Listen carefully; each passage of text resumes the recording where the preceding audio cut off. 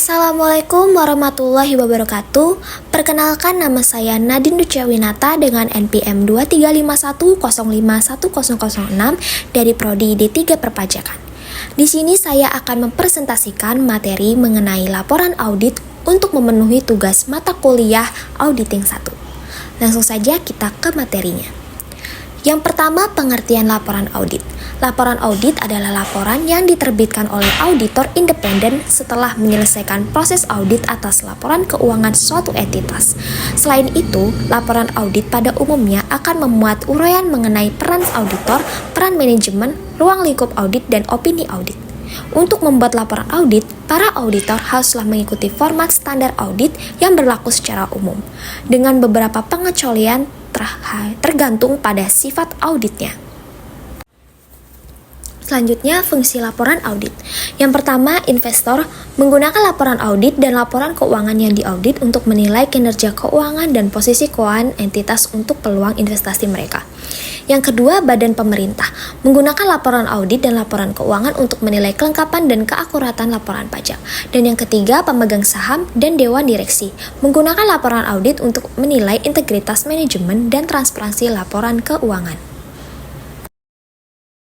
Jenis-jenis laporan audit. Terdapat beberapa jenis laporan audit yang umum dikenal, antara lain, yang pertama, laporan audit wajar tanpa pengecualian atau opini wajar tanpa pengecualian. Laporan ini diberikan jika auditor yakin bahwa laporan keuangan disajikan secara wajar, tanpa kesalahan material, dan sesuai dengan standar akuntansi yang berlaku. Yang kedua, laporan audit wajar dengan pengecualian atau opini wajar dengan pengecualian. Laporan ini diberikan jika auditor menemukan adanya kesalahan material dalam laporan keuangan tetapi tidak mempengaruhi keseluruhan laporan keuangan secara signifikan. Yang ketiga, laporan audit tidak wajar atau opini tidak wajar. Laporan ini diberikan jika auditor menemukan adanya kesalahan material yang signifikan dalam laporan keuangan, sehingga laporan keuangan tidak disajikan secara wajar.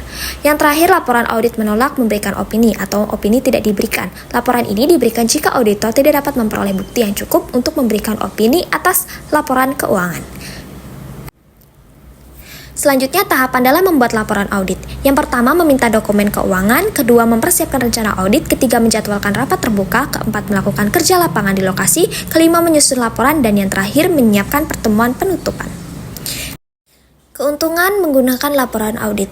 Yang pertama, memberikan jaminan atas laporan keuangan. Kedua, membuktikan integritas manajemen pada pemegang sahamnya. Yang ketiga, sebagai persyaratan hukum dan regulasi. Keempat, sebagai persyaratan pemegang saham. Kelima, persyaratan perusahaan induk. Keenam, laporan ini dapat membantu mereka mengelola anak perusahaan dengan lebih efektif. Dan yang ketujuh, membantu pemangku kepentingan untuk memahami tentang situasi keuangan dan operasional entitas.